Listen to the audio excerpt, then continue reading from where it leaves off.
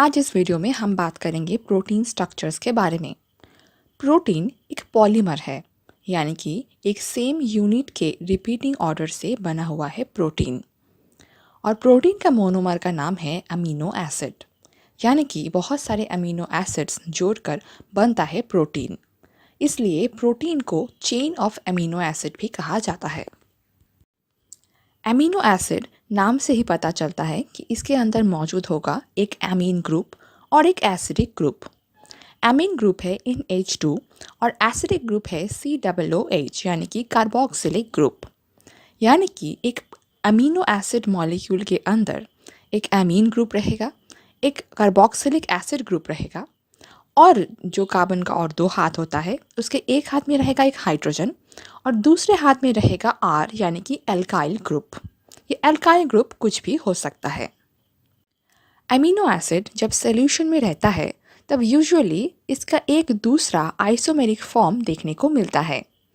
इस isomeric form में जो कार्बोक्सिलिक एसिड है उसमें से H+ रिलीज हो जाता है और बन जाता है COO- और NH2 रिसीव करता है एक H+ को और बनता है NH3+। ये जो आइसोमेरिक फॉर्म है अमीनो एसिड का, इस फॉर्म को कहा जाता है ज़्विटर आयन। ज़्विटर आयन का मतलब होता है इस मॉलिक्यूल के अंदर प्रेजेंट होगा एक फंक्शनल ग्रुप जिसमें रहेगा नेगेटिव चार्ज और दूसरे फंक्शनल ग्रुप में रहेगा पॉजिटिव चार्ज। और ये पॉजिटिव और नेगेटिव चार्ज का जो अमाउंट है वो सेम होगा, यानी कि मॉलिक्यूल का जो नेट चार्ज है वो होगा 0। और यहाँ पर अमीनो एसिड में हम देख सकते हैं कि इस मॉलिक्यूल के अंदर एक नेगेटिवली चार्ज्ड फंक्शनल ग्रुप है जिसका नाम है COO- और दूसरा एक पॉजिटिवली चार्ज्ड फंक्शनल ग्रुप है जो है NH3+।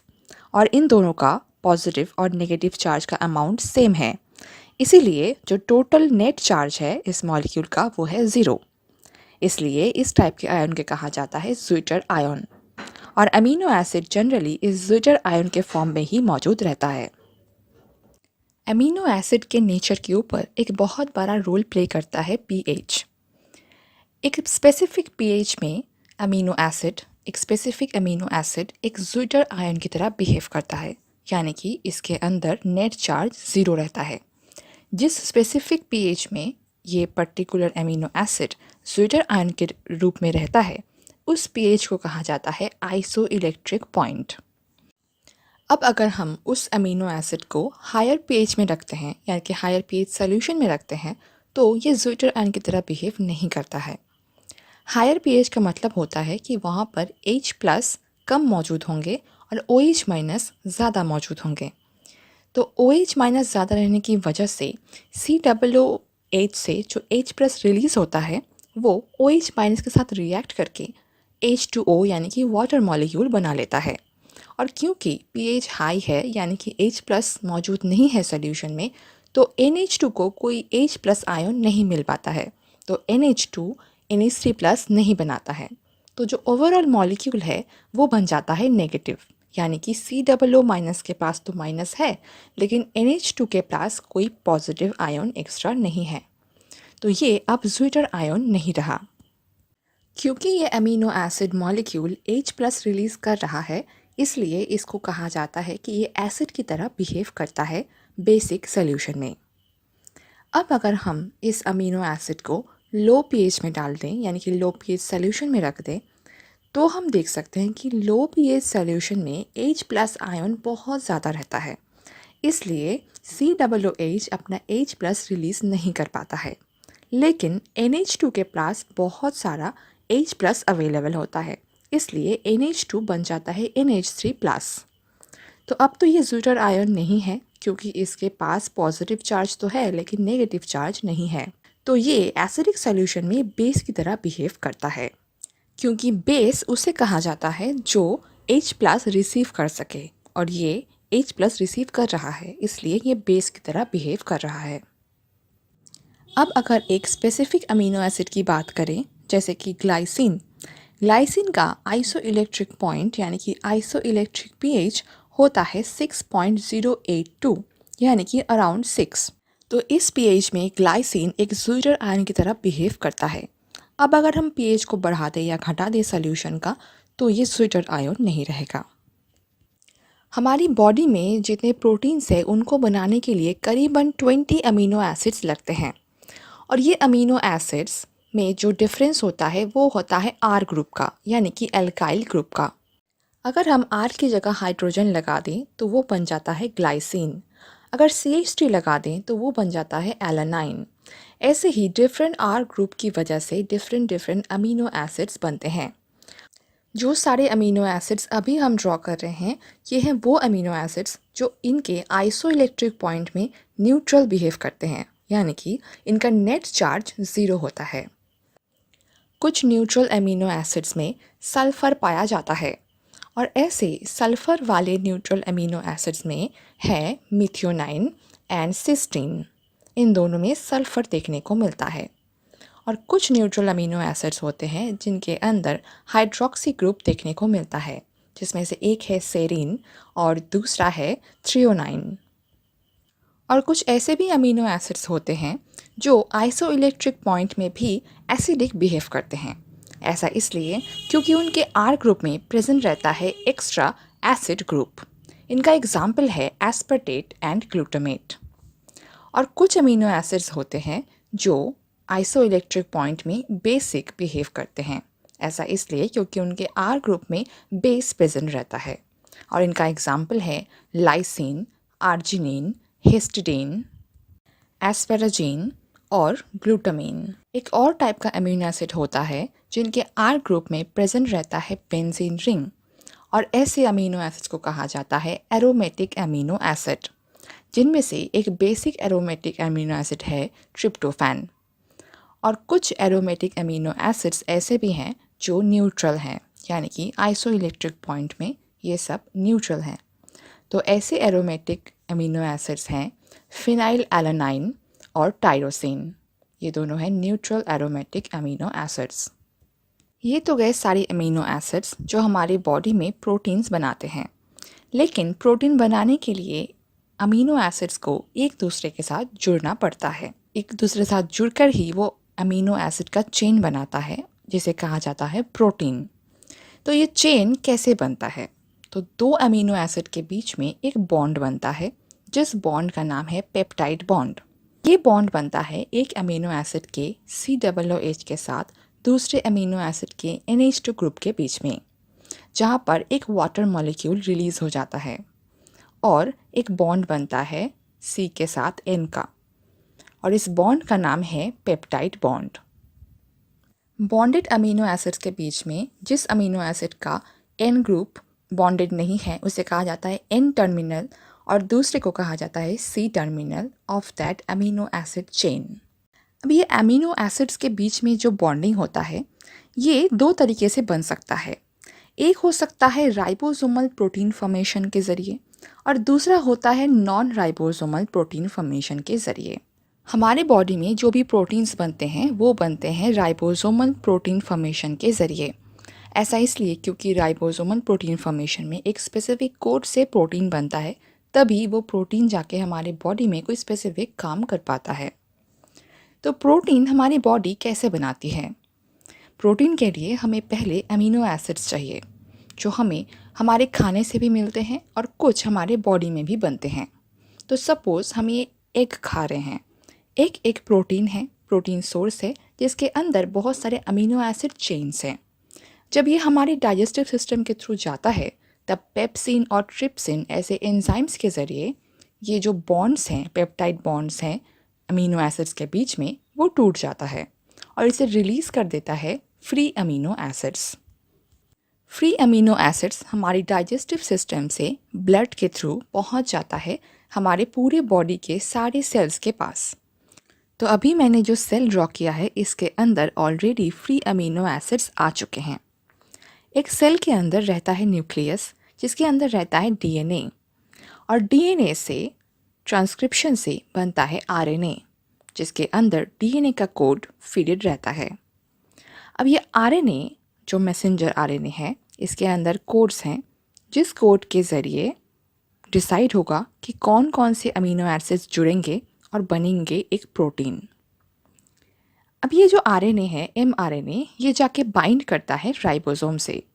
राइबोसोम या तो फ्री राइबोसोम होता है सेल के अंदर, या फिर राइबोसोम रहता है ER यानी कि एंडोप्लाज्मिक रेटिक्यूलम के साथ। तो ये जो mRNA है वो जाके बाइंड करेगा राइबोसोम के साथ।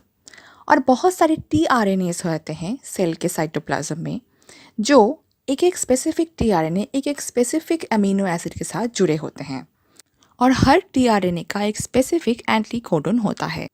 mRNA में रहता है न्यूक्लिक एसिड बेसेस, और 3 बेस मिलाकर बनाता है एक कोडॉन।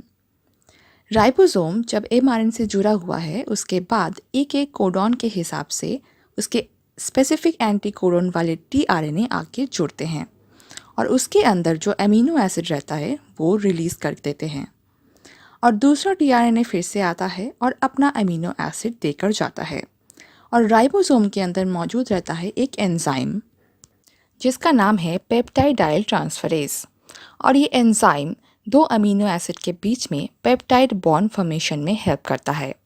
ऐसे ही जो एक एक अमीनो एसिड आते जाते हैं और इनके बीच में पेप्टाइड बॉन्ड बनता जाता है, ऐसे ही स्पेसिफिक अमीनो एसिड्स एक दूसरे के साथ जोड़कर बनाता है एक चेन, यानी कि चेन ऑफ अमीनो एसिड्स। इस अमीनो एसिड के चेन को कहा जाता है the primary structure of protein. लेकिन ये प्राइमरी स्ट्रक्चर फंक्शनल नहीं है, यानी कि ये एज अ प्रोटीन फंक्शन नहीं कर सकता है। इसके लिए और भी बहुत सारी मॉडिफिकेशन की ज़रूरत है। इस प्राइमरी चेन के फर्स्ट मॉडिफिकेशन के बाद जो स्ट्रक्चर बनता है उसे कहा जाता है secondary structure. Secondary structure 2 type के हो सकते हैं, एक है अल्फा हेलिक्स और दूसरा है बीटा प्लीटेड स्ट्रक्चर। इन दोनों स्ट्रक्चर में अमीनो एसिड्स अपने ही चेन के दूसरे अमीनो एसिड्स के साथ हाइड्रोजन बॉन्ड से जुड़े रहते हैं। अल्फा हेलिक्स में एक हेलिक्स जैसा स्ट्रक्चर होता है, और बीटा प्लीटेड शीट में ये एक शीट जैसा स्ट्रक्चर दिखने में लगता है, लेकिन दोनों में ही हाइड्रोजन बॉन्ड्स प्रेजेंट रहते हैं अमीनो एसिड्स के बीच में। इसके बाद फर्दर मॉडिफिकेशन होता है इस चेन्स का, क्योंकि अब भी ये सेकेंडरी स्ट्रक्चर फंक्शनल नहीं है। फर्दर मॉडिफिकेशन के बाद जो स्ट्रक्चर बनता है उसका नाम है टर्शियरी स्ट्रक्चर। अब जाके ये स्ट्रक्चर बनता है फंक्शनल प्रोटीन। इस स्ट्रक्चर में सेकेंडरी स्ट्रक्चर्स यानी कि अल्फा हेलिक्स और बीटा प्लीटेड शीट्स प्रेजेंट रहते हैं। प्रोटीन का एक और कॉम्प्लिकेटेड स्ट्रक्चर बन सकता है जिसका नाम है क्वाटरनरी स्ट्रक्चर। इस स्ट्रक्चर में एक से ज़्यादा टर्शियरी स्ट्रक्चर्स एक दूसरे के साथ जुड़कर बनता है ये क्वाटरनरी स्ट्रक्चर। और इस स्ट्रक्चर का एक एग्जाम्पल हमें देखने में मिलता है हीमोग्लोबिन प्रोटीन के अंदर। हीमोग्लोबिन का जो प्रोटीन है वो क्वाटरनरी स्ट्रक्चर है। हमारे बॉडी में हर एक जगह पे हमें कोई ना कोई प्रोटीन स्ट्रक्चर देखने को मिल जाता है। जैसे कि अगर हमारे हेयर से शुरू करें तो हमारे हेयर में देखने को मिलता है केराटिन प्रोटीन। वही केराटिन प्रोटीन हमें नेल्स में भी देखने को मिलता है। अगर बोन्स की बात करें तो बोन के अंदर जो मैट्रिक्स होता है वो पूरा बना होता है टाइप 1 कोलाजन प्रोटीन से। हमारा जो मसल होता है वो भी मेनली बनता है प्रोटीन से। इसमें हमें एक्टिन और मायोसिन प्रोटीन देखने को मिलता है। हमारा जो स्किन है, जो हमारी बॉडी का सबसे बड़ा ऑर्गन है, उसमें भी हमें प्रोटीन्स देखने को मिलते हैं। हमारे एपिडर्मिस में जो प्रोटीन रहता है वो है केराटिन, और हमारे डर्मिस में रहता है कोलाजन और इलास्टिन प्रोटीन। ये सारे हैं इनसॉल्युबल प्रोटीन्स, यानी कि ये पानी में डिज़ोल्व नहीं हो जाते हैं। इन्हें फाइब्रस प्रोटीन भी कहा जाता है। इसके अलावा भी एक और टाइप का प्रोटीन होता है जो पानी में डिज़ोल्व होता है, और ऐसे प्रोटीन्स हमें देखने को मिलते हैं हीमोग्लोबिन में। जो हीमोग्लोबिन हमें दिखता है आरबीसी यानी कि रेड ब्लड सेल के अंदर। हमारी बॉडी में जो एंटीबॉडीज़ हैं वो भी एक प्रोटीन है। इसके अलावा हमारा जो डाइजेस्टिव सिस्टम है उसमें जो एंजाइम्स काम करते हैं जिनकी वजह से डाइजेशन होता है वो सारे प्रोटीन्स हैं, और हमारे जो हार्मोन्स हैं वो भी प्रोटीन्स हैं, और ये सारे सॉल्यूबल प्रोटीन्स हैं। जो ग्लोब्यूलर प्रोटीन है वो मेनली सॉल्यूबल प्रोटीन होता है। हमारी बॉडी में ये सारे प्रोटीन्स बनाने के लिए जो अमीनो एसिड की ज़रूरत पड़ती है उनमें से कुछ हमारी बॉडी खुद बना लेती है, लेकिन कुछ अमीनो एसिड्स हैं जो हमारी बॉडी नहीं बना पाती है। तो वो अमीनो एसिड्स हमें बाहर से यानी कि खाने के ज़रिए लेना पड़ता है ताकि हमारी बॉडी में सारी प्रोटीन्स ठीक से बन सके। इन अमीनो एसिड्स को कहा जाता है एसेंशियल अमीनो एसिड्स। ऐसे 9 अमीनो एसिड्स हैं जो एसेंशियल अमीनो एसिड्स हैं, और वो अमीनो एसिड्स हैं valine, leucine, isoleucine, methionine, threonine, phenyl alanine, lysine, histidine और ट्रिप्टोफैन। ये 9 अमीनो एसिड्स हैं एसेंशियल अमीनो एसिड्स, यानी कि हमारी बॉडी ये अमीनो एसिड्स नहीं बना सकते हैं, लेकिन हमें इनकी ज़रूरत है हमारी बॉडी प्रोटीन्स बनाने के लिए। इन 9 एसेंशियल अमीनो एसिड्स में सिर्फ 3 अमीनो एसिड के अलावा बाकी सारे न्यूट्रल अमीनो एसिड्स हैं। सिर्फ lysine, histidine and tryptophan basic amino acids हैं, और न्यूट्रल अमीनो एसिड्स में valine, isoleucine and leucine aliphatic हैं, मिथियोनाइन सल्फर कंटेनिंग है, थ्रियोनाइन हाइड्रोक्सी ग्रुप कंटेनिंग है, और फिनाइल एलानाइन एरोमेटिक है, और बेसिक में सिर्फ ट्रिप्टोफैन एरोमेटिक अमीनो एसिड है। और ये 9 अमीनो एसिड एक स्पेसिफिक मात्रा के ऊपर जिस फूड में मिलता है उन फूड को कहा जाता है कंप्लीट प्रोटीन फूड, जैसे कि चिकन, फिश, एग, चिकपीस, ये सब है कंप्लीट प्रोटीन फूड्स। तो प्रोटीन स्ट्रक्चर का वीडियो यहीं पे ख़त्म होता है। Thank you so much.